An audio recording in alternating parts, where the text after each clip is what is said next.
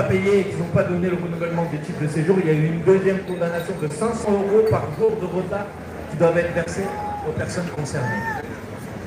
Alors, qu'est-ce qu'on peut faire sur ce sujet? D'abord, moi, j'ai interpellé directement, j'ai eu un échange avec le préfet sur ce sujet, qui m'a dit non, c'est pas vrai, il y en a, c'est vraiment quelques exceptions, mais c'est pas massif, etc. Bon, c'est évidemment massif. Et l'argument qui est donné aujourd'hui par la préfecture, c'est de dire qu'ils sont en sous-effectif, qu'ils ne sont pas suffisamment nombreux pour pouvoir renouveler les titres de séjour. Alors je pense qu'il y a beaucoup de gens en France qui cherchent du boulot et qui sont prêts à passer du temps dans les services préfectoraux pour faciliter les renouvellements des titres de séjour. Donc si vraiment on aurait réglé le problème, on a le pouvoir de le faire. Ce que je peux vous dire, parce que c'est évidemment pas moi qui suis décisionnaire sur ce sujet, mais c'est par contre que si vous avez connaissance de personnes qui sont dans cette situation, de m'interpeller immédiatement. Parce que quand ils m'interpellent immédiatement par mail, je fais immédiatement des courriers à la préfecture, des textos au préfet, je mets la pression. Et souvent, quand évidemment on s'en empare, ben, ça aide. Ça ne devrait pas être comme ça, mais c'est notre rôle aussi de signaler des dysfonctionnements pour essayer de faire avancer les choses. Pardon? Vous m'avez envoyé un mail ou vous allez m'envoyer un mail? Ah ben faites-le ce soir et on vous donnera le coup de main sur ce sujet.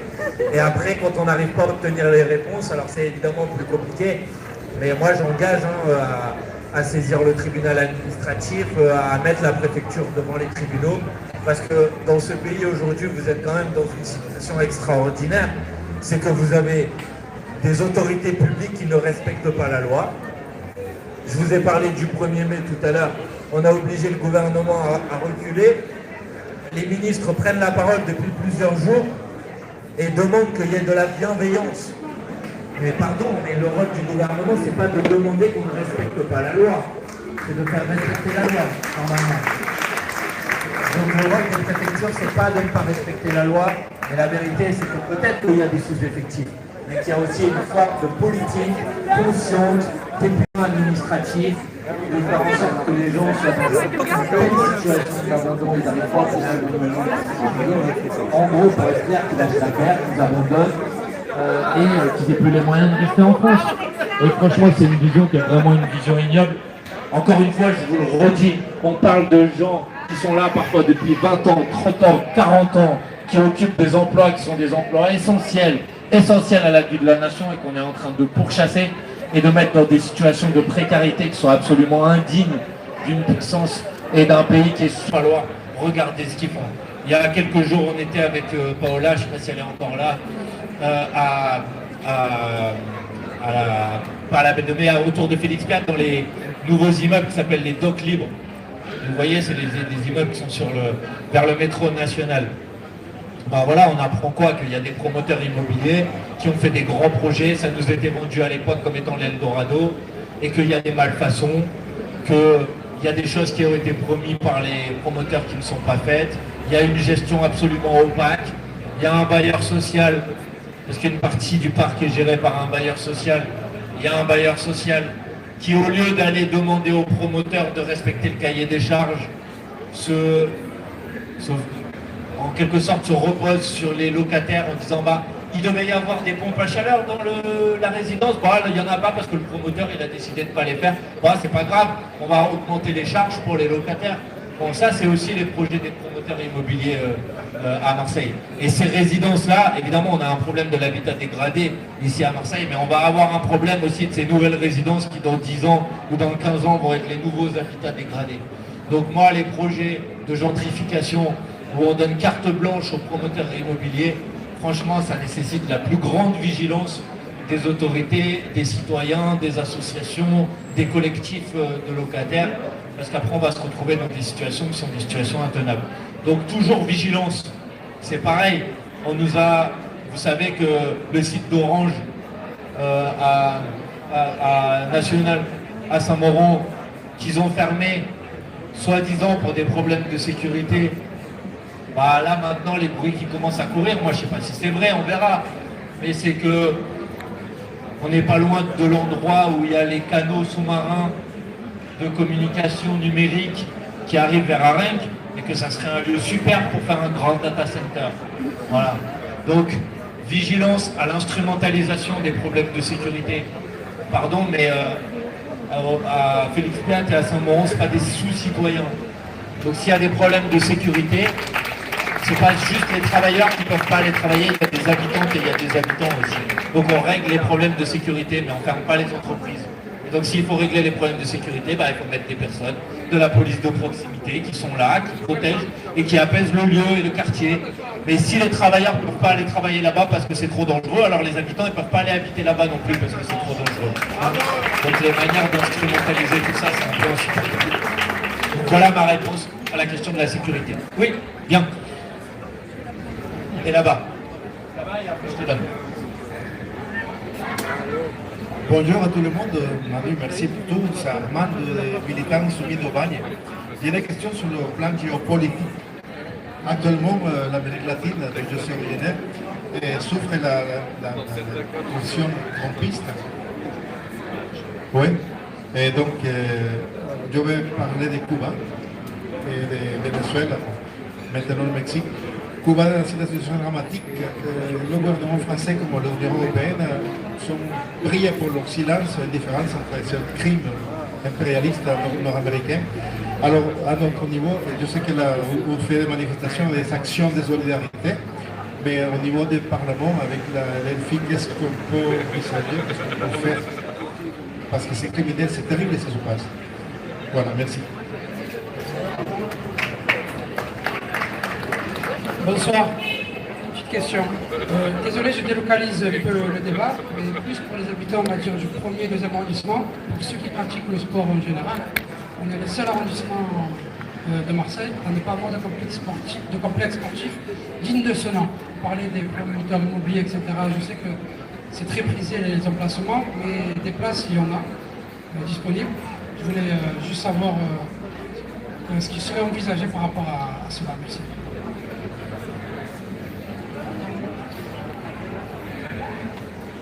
Oui, bonjour, moi j'ai juste une petite question, je vais revenir un peu sur l'international. Je vais parler d'un conflit qui est un peu oublié, le Sahara occidental. Donc c'est un sujet qui touche à beaucoup, je me préoccupe par rapport à ce sujet. Je voudrais savoir la position officielle de la France insoumise sur le Sahara occidental qui est actuellement occupé par le Maroc. Donc je voudrais savoir votre position là, parce que c'était un peu flou, j'ai suivi un peu Rima Hassan, Jean-Luc Mélenchon, c'était pas vraiment clair. Donc est-ce que vous pouvez affirmer une position claire sur le Sahara occidental? Alors, je sais pas, Paola, tu veux pas répondre? Alors sur les infrastructures sportives dans le quartier, alors c'est moins de mes compétences directement, c'est plutôt des compétences de la mairie, de secteur ou d'arrondissement, mais en tout cas, évidemment, ça fait partie des grosses priorités de mon point de vue dans l'hypercentre, les infrastructures sportives, les espaces verts. Franchement, il n'y a quasi pas d'espace vert dans l'hypercentre, et donc la nécessité aussi pour la puissance publique d'utiliser les espaces qui se libéreraient, pas juste pour les vendre à des promoteurs qui vont construire des nouveaux immeubles, mais pour pouvoir aussi développer des espaces qui sont au service de l'intérêt général, du bien commun, et les infrastructures sportives en font partie. Il y avait eu un grand débat aussi à un moment sur la question des piscines. Ici à Marseille, on est quand même dans une ville où on a la mer pas loin d'ici, et on a encore beaucoup d'enfants qui ne savent pas nager. Ah, ils ne savent pas nager parce que les infrastructures en termes de piscine, ils ne sont pas du tout à la hauteur du nombre d'habitants. Donc je parle un peu au nom des élus insoumis dans les municipalités, dans les secteurs, mais ça fait partie en tout cas de nos objectifs de développer ce type d'infrastructure. Ça c'est pour répondre à la première question. Pour répondre à la vôtre. Alors je vais être très clair, vous avez raison, on a une position qui n'est pas forcément une position claire, et je vais vous dire pourquoi. Parce que on considère que c'est très difficile pour un pays comme la France de venir s'ingérer dans un conflit qui oppose deux pays qui sont deux anciennes puissances colonisées par la France. Et que ça soit la France qui vienne dire c'est ça qu'il faut défendre ou c'est ça qu'il faut défendre, ça ne nous paraît pas forcément être la position la plus juste. Ensuite, évidemment, on a des principes internationaux. Et nos principes internationaux, ça reste toujours les mêmes. Nos principes internationaux, c'est le respect du droit international. Et c'est de faire en sorte que ce soit l'Organisation des Nations Unies, c'est-à-dire dans la concertation et dans la discussion, qui trouve un chemin. Et là, ces derniers mois, il y a eu des démarches auprès de l'ONU qui passent par, pour l'instant, en tout cas c'est la position qui a été pour l'instant défendue à l'ONU, et je ne suis pas sûr qu'elle fasse consensus et qu'elle fasse l'unanimité, qui sont des mesures d'autonomie pour le Sahara occidental, pour l'instant sur laquelle l'Algérie, quand il y a eu cette proposition à l'ONU, n'a pas pris part au vote. Donc, est-ce que c'était une manière de ne pas s'y opposer ou pas? Je ne sais pas. Mais en gros, notre volonté, c'est qu'il y ait une solution qui se trouve dans le cadre de l'ONU et qui tienne compte et qui respecte le droit international et la liberté des populations et des peuples à disposer d'eux-mêmes. Voilà, donc c'est une position qui est évidemment une position qui n'est pas on est du côté d'un tel ou on est du côté d'un tel, parce qu'il nous semble que la France n'est pas forcément le pays le mieux placé pour se dire on est du côté d'un tel ou du côté d'un tel. Je vous réponds franchement et clairement sur la position qui est la nôtre. Et ensuite, pardon, j'ai oublié... la troisième question. Sur l'Amérique du Sud, sur Cuba, sur ce qui s'est passé au Venezuela, etc. Clairement, il y a un impérialisme américain d'une agressivité absolue, et que la France n'ait pas été capable d'avoir des mots de condamnation clairs de l'arrestation du kidnapping qui a eu lieu au Venezuela au début de l'année, c'est absolument inacceptable. De la même manière que la France ne soit pas capable de dire que les blocus, et le blocus qui est imposé à Cuba depuis des années et des années est absolument inacceptable. Vous savez, il y avait une étude internationale qui disait, malheureusement, elle n'a pas été très répandue, qui disait que les mesures d'embargo et de blocus à l'échelle internationale faisaient plus de morts que les guerres. Donc on peut penser, on n'est pas obligé d'aimer tout ce que fait Cuba, tout ce que fait le Venezuela, pas de problème. Mais par contre, les mesures de blocus, d'embargo, qui se traduisent par un impact sur les populations, c'est des mesures qui sont elles aussi illégales au regard du droit international, et pour répondre clairement, la France, elle devrait les condamner. Alors après, le problème, c'est que les questions internationales, par définition, c'est des questions sur lesquelles, en vérité, à l'Assemblée nationale, on a assez peu de poids. On a un pouvoir d'interpellation, mais on n'a pas un pouvoir d'action. Et y compris, on le dénonce, notamment quand la France s'engage dans des conflits armés. Normalement, la Constitution oblige à ce que l'Assemblée nationale soit informée du sujet, voire puisse voter sur le sujet. Et bien souvent, cette obligation, elle est contournée. Mais on utilise notre pouvoir d'interpellation. Voilà. On pose des questions au gouvernement. Chaque semaine à l'Assemblée, le mardi de 15h à 17h et le mercredi de 14h à 15h, toutes les semaines, c'est les semaines de questions au gouvernement.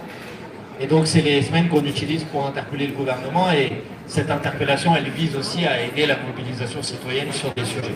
Ce que je trouve intéressant, par contre, sur ce qui se passe ces dernières semaines et ces derniers mois vis-à-vis de l'Amérique du Sud, c'est qu'à commencer à se constituer à l'initiative notamment du président espagnol et du Premier ministre espagnol et du président colombien, des premiers rendez-vous internationaux.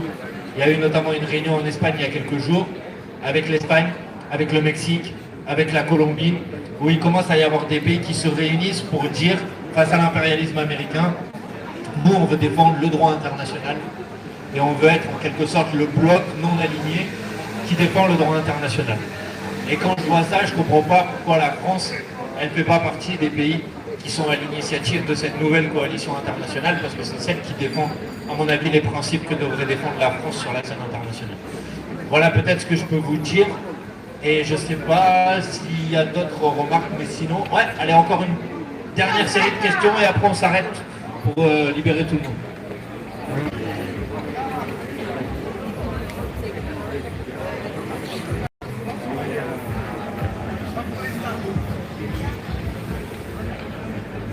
Bonsoir à tous.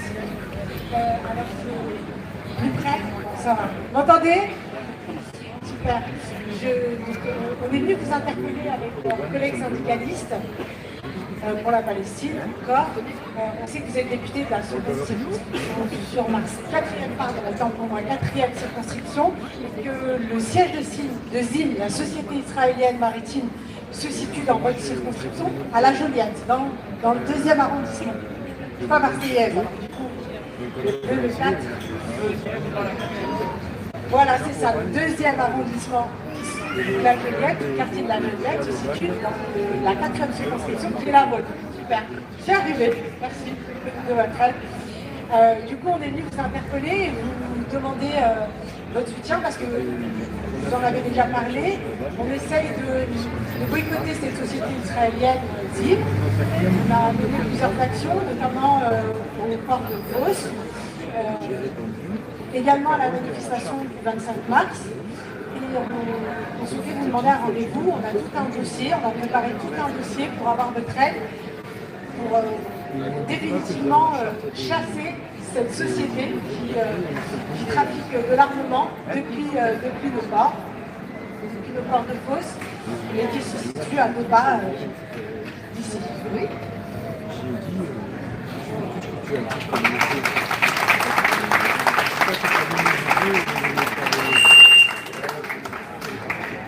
Ça va, il n'y a pas d'autres interventions? Les personnes qui voulaient s'exprimer ont pu le faire. Non, mais juste vous dire ok, prenons un rendez-vous. Pour être tout à fait honnête avec vous, je ne savais pas que le siège social de cette entreprise était à La Joliette sur la circonscription. Donc si vous avez un dossier sur ce sujet, je vous propose qu'on prenne un rendez-vous, qu'on en discute, pour qu'on puisse agir effectivement sur ce sujet avec plaisir. Voilà. Après, pour le reste, je l'ai dit tout à l'heure, je considère que la France aurait dû, dès le début, imposer un blocus sur les livraisons d'armes.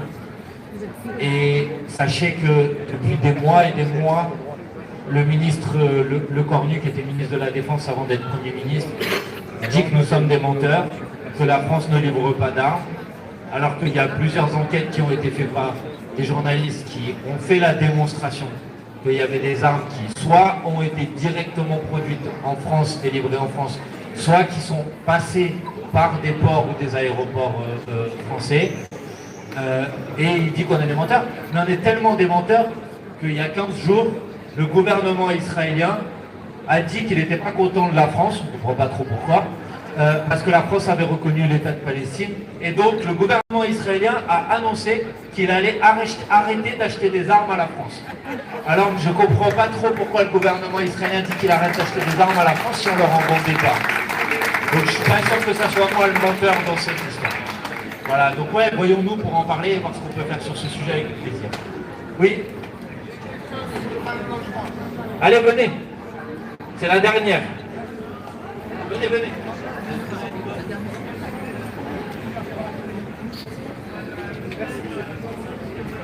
Excusez-moi, je prends position sur une question qui m'interpelle énormément, c'est le mal logement. À Marseille, on a des problèmes d'insalubrité dans les logements et d'indécence. Il y a un problème qui me relève énormément, c'est sur le critère d'indécence que vous connaissez, sur le rapport, mais surtout sur quand on fait un signalement logement, anciennement histologe, donc il y a une coupure d'APL pour le bailleur, mais au bout des 18 mois, si le bailleur ne fait pas les travaux nécessaires pour sortir de l'indécence, le locataire est redevable de la totalité du loyer, et là il y a le problème.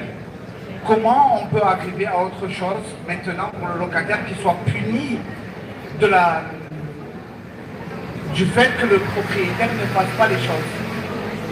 C'est un problème que nous, dans les AIVS, moi je travaille dans une AIVS, l'agence immobilière à vocation sociale, qu'on n'arrive pas à trouver de solution. Merci.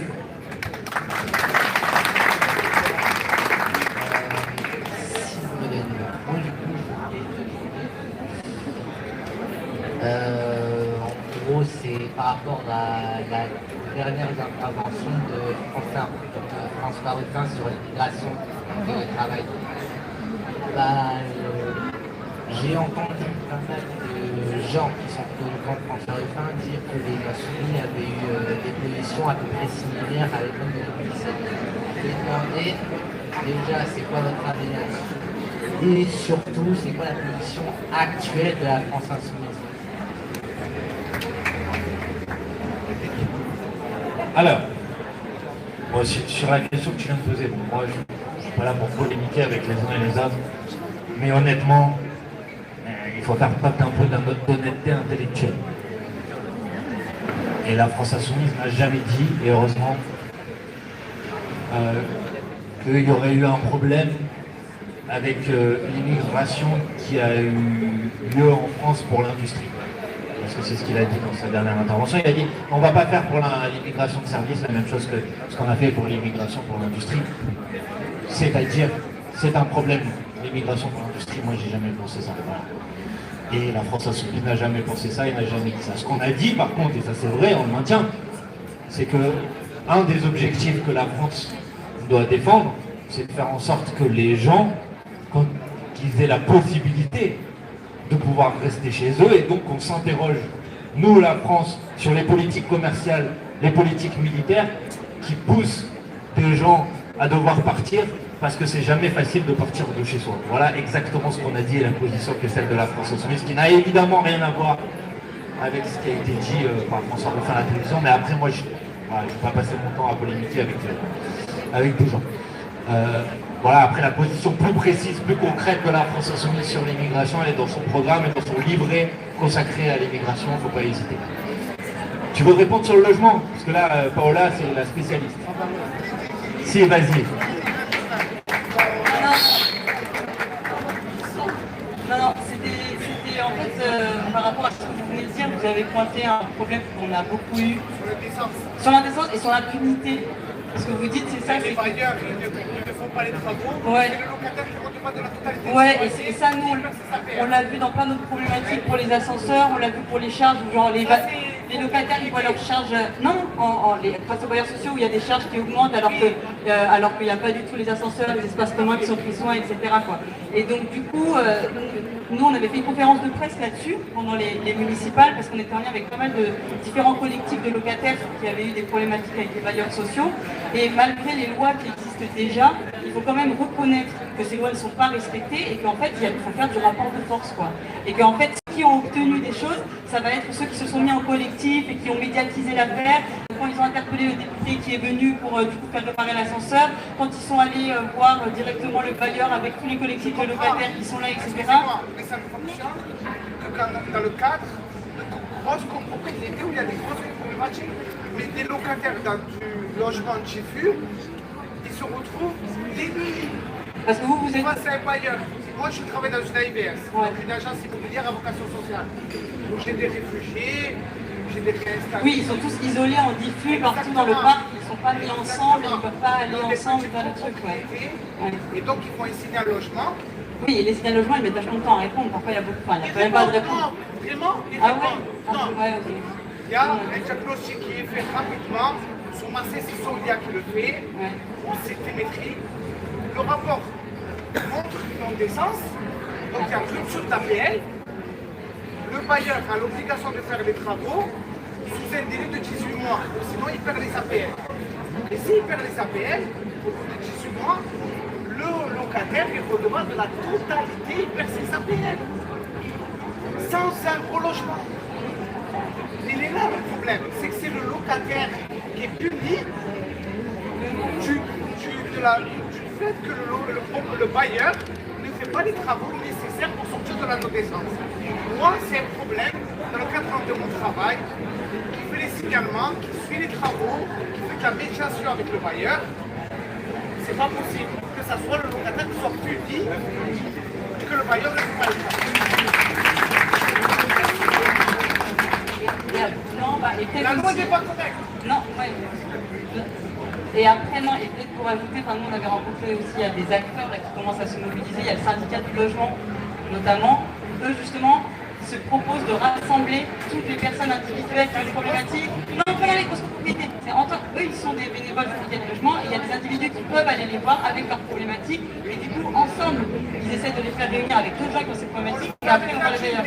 Oui, c'est un peu un sur le fait que le locataire est redevable de la totalité du loyer, il verse ses 330 euros d'APL, et il est redevable de la totalité. Et donc il est en impayé de loyer alors qu'il est dans un logement indécent, sans VMC, avec humidité, avec une filtration d'eau, dégâts des eaux. C'est ça qui est inconcevable. Que ce soit le locataire. J'ai bien compris, ça me paraît très clair et absolument, évidemment, pas normal. Donc ce que je vous propose peut-être, c'est qu'on se mette en contact pour essayer de comprendre. Déjà, en contact avec M. Locu, Eh ben, très bien. et avec vous, encore plus, vous êtes quoi sur quoi ça? Eh ben, on en parle juste pour comprendre précisément si c'est de la loi, si c'est du décret, parce que ça je ne le sais pas. Qu'on le regarde ensemble et qu'on voit qu'est-ce qu'on peut faire d'un point de vue législatif et qu'est-ce qu'on peut faire d'un point de vue interpellation sur le cas concret que vous avez pointé. Et puis ensuite, il y a un autre sujet plus large, qui est ce qui évoquait aussi Paola, c'est le fait que malheureusement, il y a aussi un problème à Marseille, c'est que parfois il y a une loi, mais que si vous n'avez pas des gens qui sont là pour faire respecter la loi, ça ne sert à rien d'avoir une loi. Donc on a aussi tout un sujet. C'est ce qu'on avait dit pendant la campagne des élections municipales, c'est la nécessité de constituer une vraie brigade du logement, c'est-à-dire des effectifs municipaux qui font le tour des logements, qui vont signaler les logements insalubres, qui vont donner des sanctions aux propriétaires quand ils ne font pas les travaux, peut-être qu'il faut augmenter le niveau des sanctions aussi d'ailleurs. En tout cas, il y a des choses à changer dans la loi, mais il y a aussi des choses à changer sur les moyens de faire respecter cette loi. Parce que sinon, vous pouvez avoir la meilleure loi du monde si personne n'est là pour la faire respecter. Hein, dans le quartier ici du Panier, on parle beaucoup des problèmes d'Airbnb, à juste titre. Mais un des problèmes d'Airbnb, bon, c'est vrai, c'est que pendant longtemps, la municipalité de Marseille n'a pas utilisé les outils de réglementation qu'elle avait. Ça a un petit peu bougé ces derniers mois, mais ça a mis beaucoup de temps. Mais il y a un deuxième problème, c'est que si vous n'avez pas les moyens de contrôle, vous pouvez avoir des réglementations sur Airbnb, mais si les gens ils font ce qu'ils veulent et qu'ils ne se soustraitent, ils n'acceptent de s'astreignent pas aux règles qui sont fixées. Normalement, vous savez aujourd'hui, quand vous mettez un logement Airbnb, vous devez avoir la même surface dans le logement privé, etc. Mais en fait, il y a plein de gens qui ne le font pas, mais comme il n'y a personne qui contrôle, eh ben, ça leur coûte rien. Donc, il faut agir sur les deux. Et évidemment, et après, quand on est dans un quartier comme celui-ci, eh ben, les loyers, ils augmentent, les prix, ils augmentent. Exactement. Eh oui. On est d'accord. Et donc, il faut augmenter. Non mais je suis d'accord à 100%. Et là, il y a deux moyens d'action. Il y a le fait que les municipalités, elles utilisent, parce qu'elles ont déjà la possibilité d'avoir des réglementations qui sont beaucoup plus strictes pour Airbnb. Et puis après, il y a un deuxième sujet, c'est ce qu'on essaye de faire notamment au moment des débats sur le budget. C'est que pendant longtemps, là, ça a un peu changé sur le dernier budget. Le fait de mettre son logement Airbnb, c'était une niche fiscale qui vous permettait de payer moins d'impôts par rapport à mettre votre logement sur du logement privé classique en location. Et ça, c'est évidemment inacceptable aussi. En tout cas, voyons-nous pour discuter précisément du sujet. Mais l'encadrement des loyers, tous les Marseillais savent qu'en 6 ans, les loyers ont explosé Bien dans sûr. cette ville. Et des logements indécents, Bien sûr. sans travaux. Et il n'y en a pas assez Ils parce sont que... passés de 600 à 900 euros en 6 ans. Et il n'y en a pas assez parce qu'on est parmi les records en termes de délai de liste d'attente pour l'accès au Ils logement sont social. passés par la Boutalo ou quoi que ce soit. On est d'accord. Ah, mais on est d'accord, là, le logement, grosse priorité. Merci. Bon, merci en tout cas à tout le monde. Merci d'être venu, merci de votre participation. Belle soirée à vous. Et à demain dans la manifestation du 1er mai à partir de 10h30 au Vieux-Port.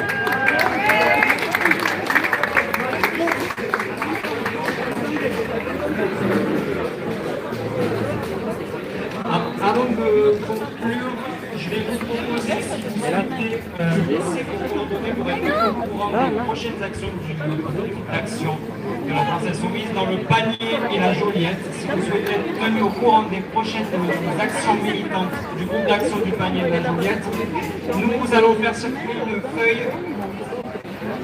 Nom, prénom, numéro de téléphone, adresse mail. On rentrera en contact avec vous avec grand plaisir. Je rappelle également, comme l'a dit Manuel, demain nous avons rendez-vous à 10h30 au Vieux-Port devant le camion de la FI pour le défilé du 1er mai. Je remercie le carreau et le Marnac pour la terrasse. Je remercie chaleureusement le service d'ordre et les militants et toutes les militantes qui nous aidaient à organiser et à diffuser l'événement.